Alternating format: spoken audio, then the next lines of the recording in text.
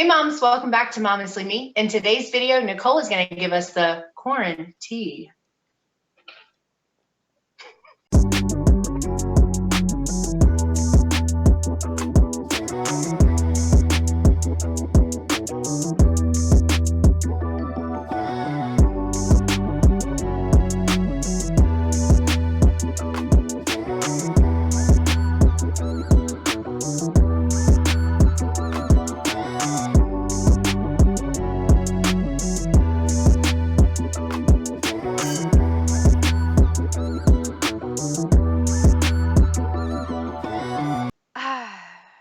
Also, you may be wondering what this is about.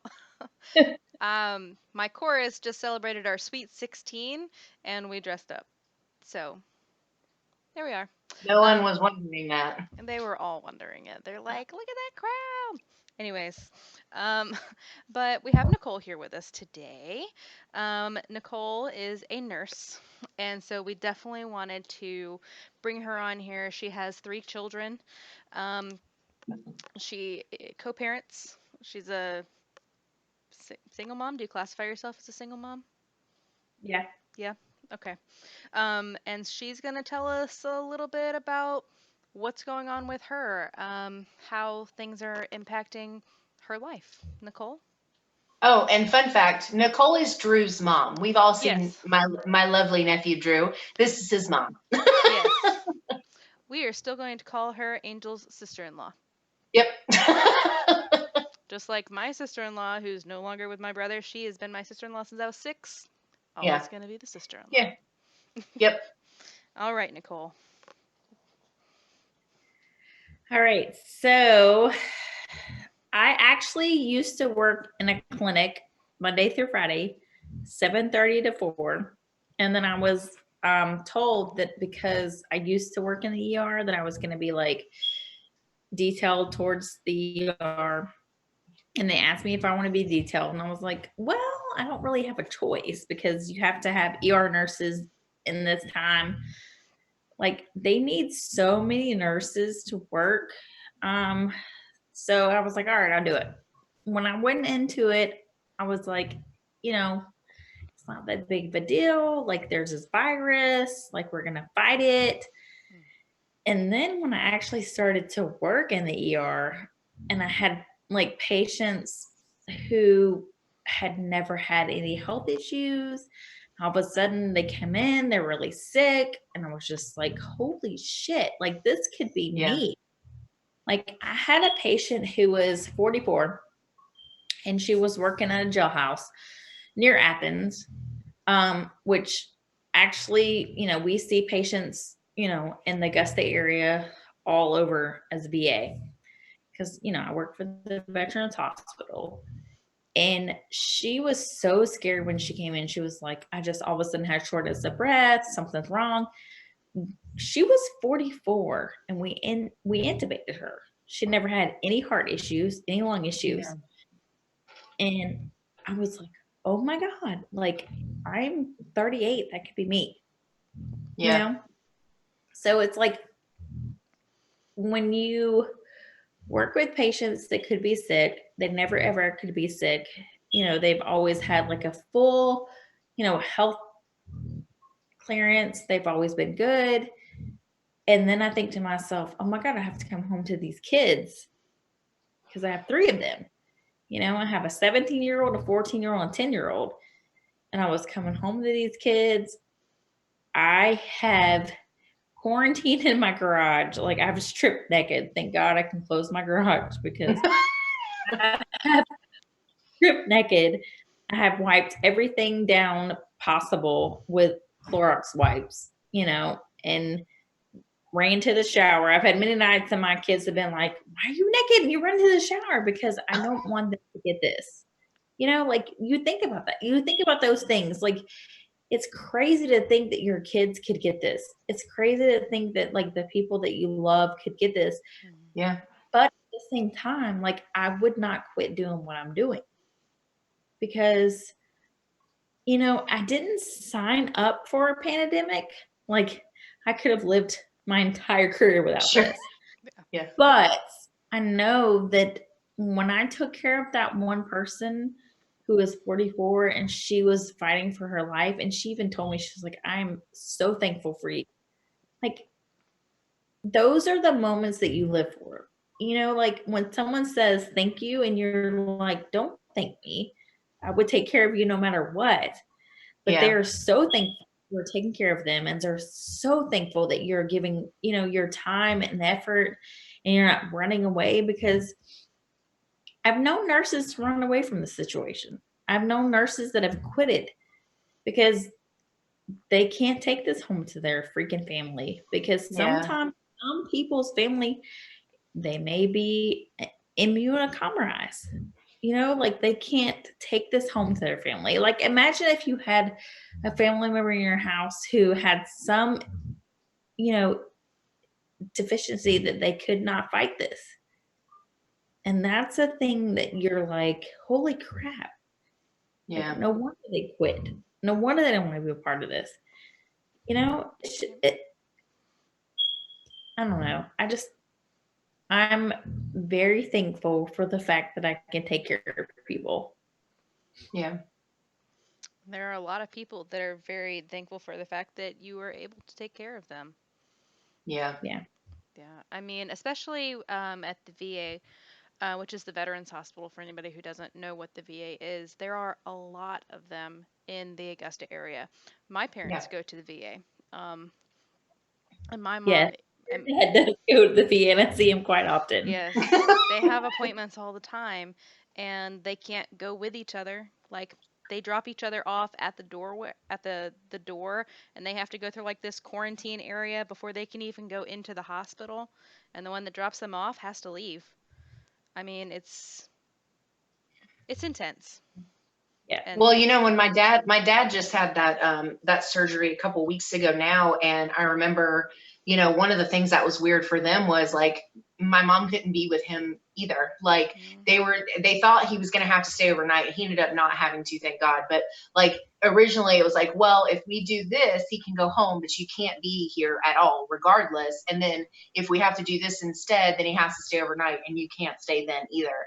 And that's weird. Like it's weird to not be able to be there for like, like when I had my surgery after Ollie was born, Rick was right there. He was with me right before I went back. He was there when I woke up. Like I can't imagine like going through something like that, as scary as it is, and not being able to have somebody that makes you feel better about it, so, and that's kind of where like what you do comes in play, because you do help with that in a lot of ways, versus them just feeling completely alone. But it's scary either way.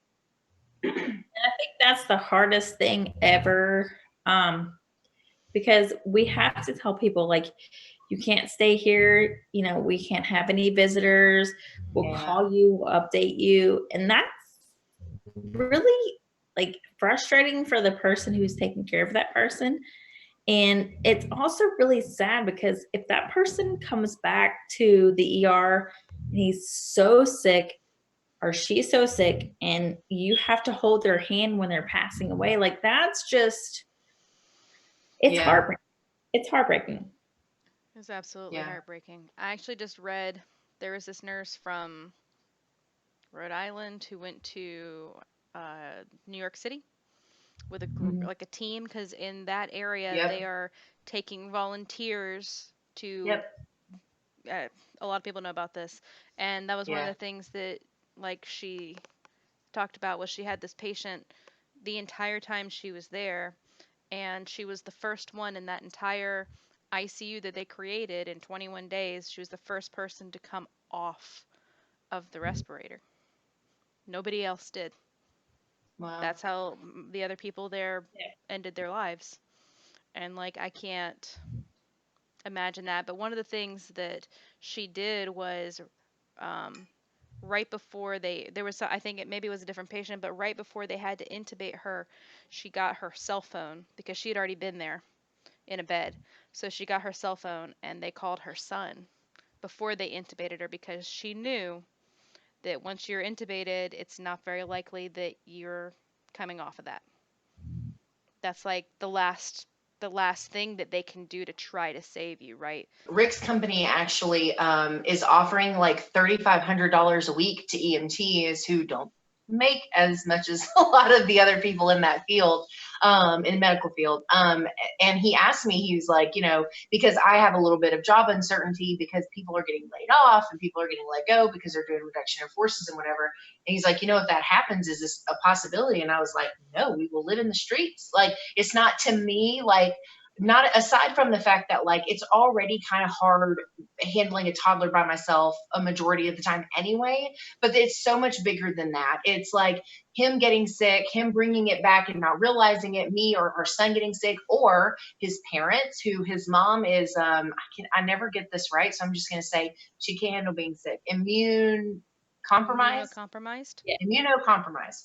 And like, and his dad's in his 70s, and like, so it's just, to me, like, it's not worth the money. Like, for some people who don't have kids, or it's easier for them, or they're in really good shape and they don't mind putting themselves at risk, I think it's fantastic. We obviously need those people.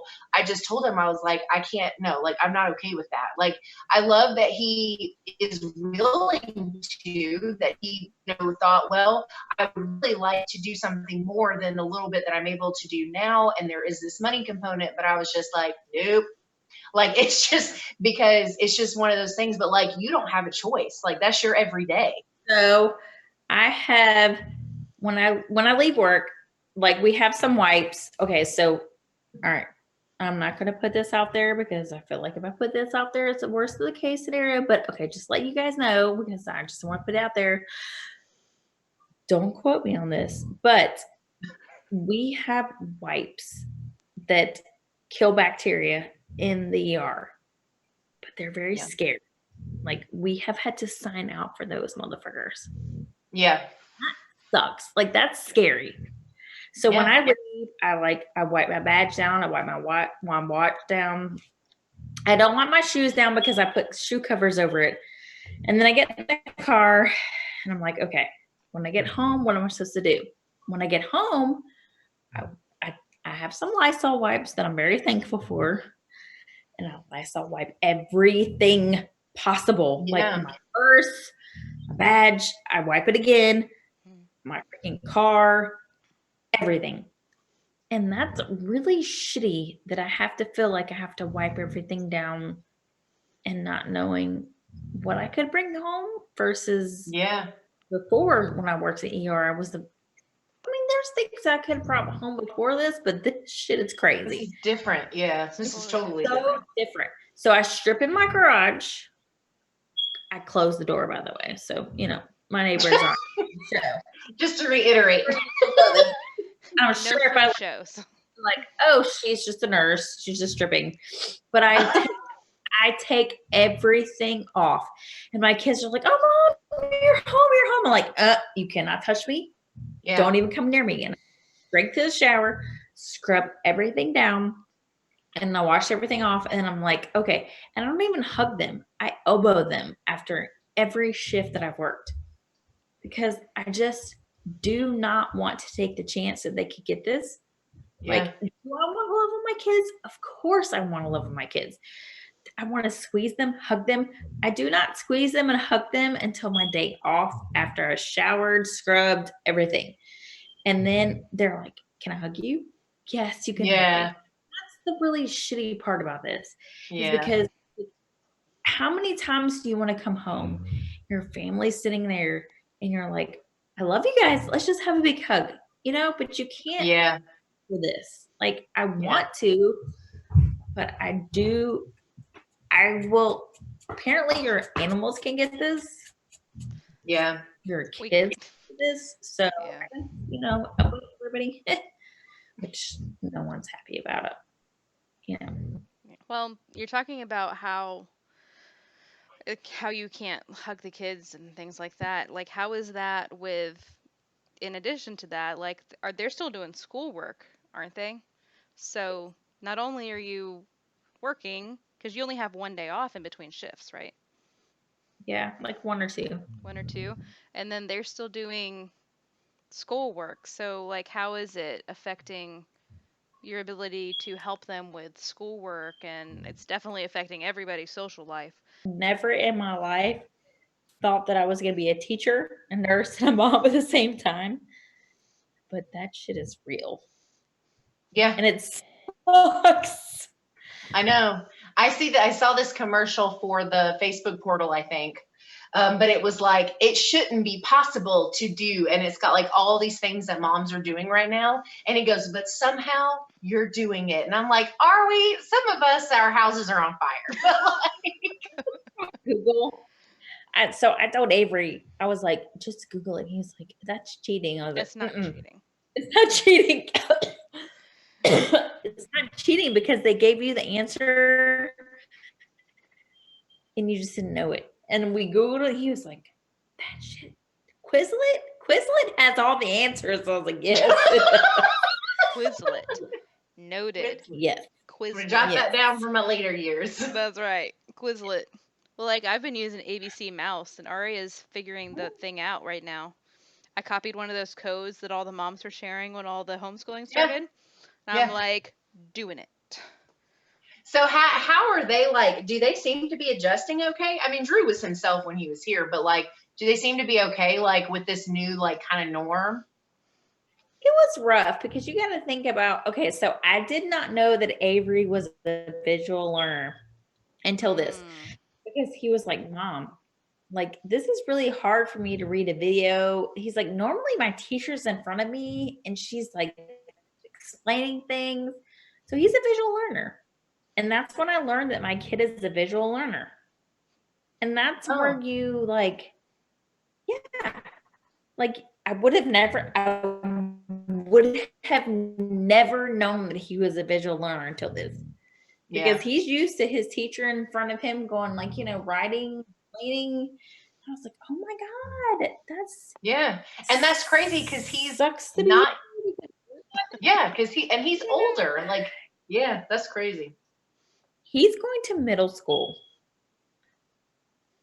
Yeah. That's crazy. We're officially all old. Yeah. Yeah.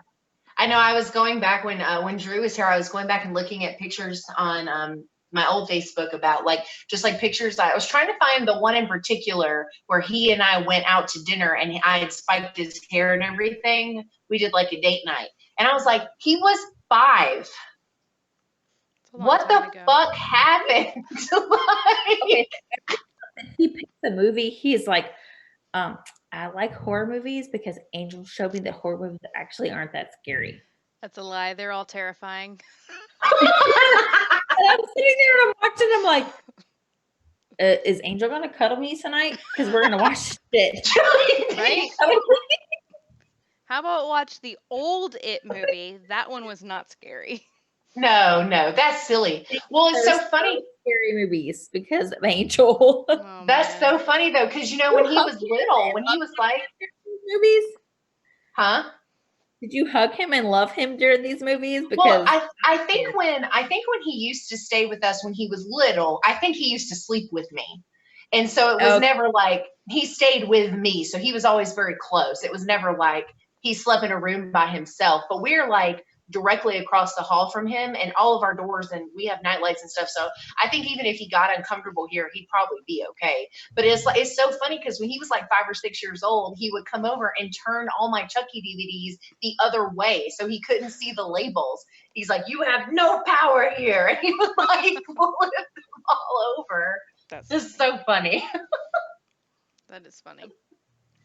That kid will watch anything and I'm like, he's like, it's fine. Angel showed me this. It's fine. And then the next thing I know, he's like sleeping in my bed. I was like, that's why, because you were sleeping in Angel's bed during all this stuff. It's fine. It's fine. It's not scary at all. You know what makes me laugh is he sometimes even like recently, even as a teenager, he'd like fast forward stuff sometimes, and I'm like, It's like hitting the mute button. That's why you watch scary movies at home, because you can hit the mute button and leave the room. Oh, that's hilarious. Well, look, okay, so Aunt Angel and Uncle Rick are the best people ever in his book. Good. Oh, I'll take it. Oh, oh Yeah. man.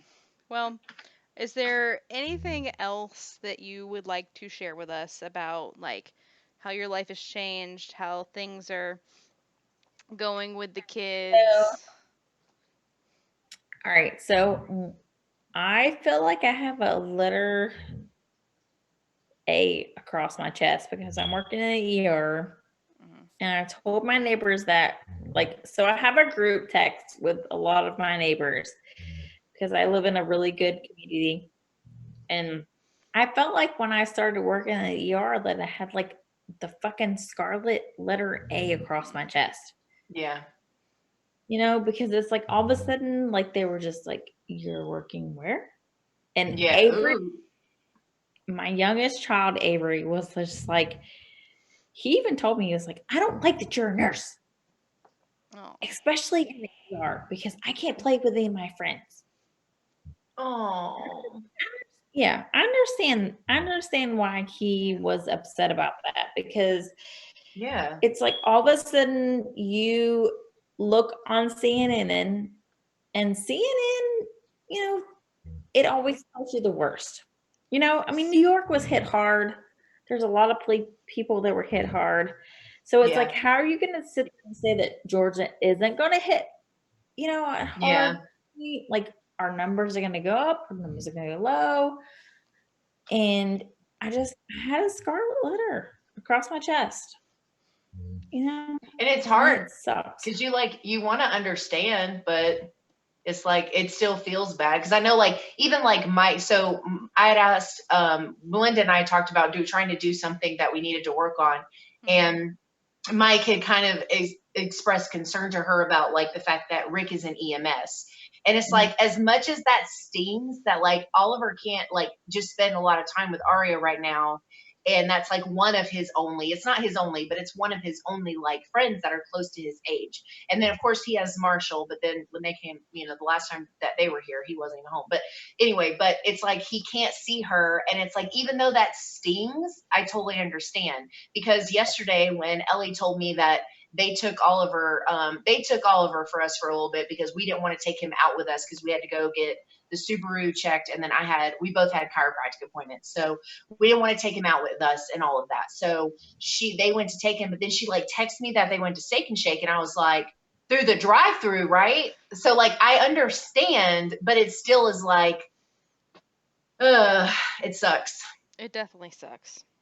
So do you have things that like you kind of do for yourself to like maintain because you work crazy hours, you work awfully hard shifts, You're you're not trying to having sex with maintain. people, apparently. I snorted. I'm No, sorry. no.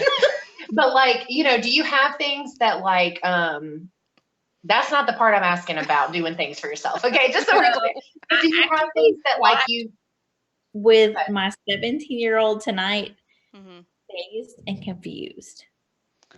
ah All Yeah. right.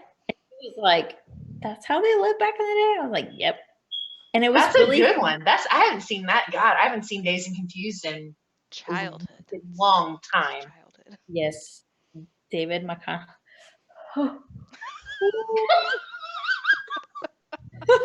Oh my gosh. That's a hot man. He does those Lincoln commercials now, but it's a hot man. But Mm, I mm. watched that with her, and she was just like, "This is what you watched back in the day." I was like, "Yep." So did she like I it don't though? know. Did Yeah, oh, okay, good. she's a hippie at heart. I took her Yeah. to Tie Dye Rosie today. Ooh. Oh, I kind of forgot about that place. Yep. I've never been. I haven't She, been either, but I do. I remember I can see it in my head. I know where it is. I've seen it. I've Yeah. heard about it. I've just never been there. It's by she the bought a way, flower and a poster. nice. That's Yes. that's like a hippie head shop in Augusta. Yeah, I know what it is and where it is. I've just never been in it. They don't know unless they're That- from yeah. Augusta. Oh, that's right. She's telling you, not me. I live there. Or I used to live So there. apparently, I have a hippie kid, That's not a which bad is thing. really cool. That's okay. I made Maybe a shirt like like a while ago now, but it says a little hippie, a little hood. Mhm. yeah, So And she you're was like, Mom, they did back in the day. I was like, yep. She's like, I could live this era. I was like, there you go. You just go around, you know, having fun. Mhm. Yep, Oh that's true. man, that is true. Is there anything you try to do like by yourself? Like, do you? I I mean, we drink wine. My glass is empty. I But do you like? actually have a home gym downstairs that I try Mhm. and like work out. Yeah. That's good. Yeah. You know, I have a treadmill that I sometimes get on and walk. Not running. She said that's so sad. Well, And walk. but you also did the interval CrossFit. CrossFit like pretty intensely when the gyms were Yeah. open. I Yeah. think at this point, like, I just want to like make sure that the kids and I like have a bond. So I just try to find the things that we can do together. Yeah. Like before this, like, you know, COVID shit, I actually was, you know, like, okay, we'll hang out. But now I'm just like, what do you guys want to do? Like, what should Yeah. we do together? Yeah. Yeah. You know, like Avery likes to ride a bike, so we'll go ride a bike. He Yeah. likes to walk the dogs, so we walk the dogs. Drew likes to build computers, so I watch him build the computers. He's like, I got a CPU that I was, and then Kelsey's like, you know, and then I have Kelsey who's like, are you gonna get that? Are you gonna buy that? Is that really cool? I'm like, She's yes, it 17. is really cool. Oh, that's funny. Oh, to be Yeah, I mean, 17. girl, to be 17 and not give a care in this world. Mm, Simpler times. Yeah. It didn't seem like it in the moment, but I don't it know. definitely was. When I was 17 I that had a I was, lot. I had yeah. a lot going on when I was 17 I did not. I was a very good kid until and our senior therefore year of high school. led a Wait, led a until very David boring crashed the life. car that you were driving? Huh? That was when we Then were 15. David crashed the car that you were driving for the first time? Oh yeah, that's when I was 15. Yeah, which I actually, for the record, was not at fault for, but I didn't know that because David had been all day. So he was like, "Oh my God," like freaking out in the passenger side. My mom handled that with grace though, because I got to tell you, she's very scary. And I was very scared because it was her brand new car. And That's why they she bought got you the there. old jalopies. Yeah. She was like, she got there and she was like, all I care is that you're okay. And I was like, is this a Are you trick? sure? Like, I remember being so scared. Oh man. Yeah. I just remember hearing him telling me that one time I drove with Angels, her first time ever driving, and we wrecked that shit. Well, somebody else wrecked that shit, but yeah. Yeah, somebody got over into went around somebody turning. So this person was turning. I was going to go this way while they were turning. And the person behind them went around and sped up and got back over in that lane and hit me like right as I turned. But I didn't know that they were in the wrong because I thought, well, maybe I just didn't see them. Like I didn't know. And it was whew. But anyway. We digress. Hmm. Oh man. Well, Oh, Angel, do you have Thanks any? for coming to talk to us. We appreciate it. We, I s- appreciate you guys. Yeah, yeah, definitely.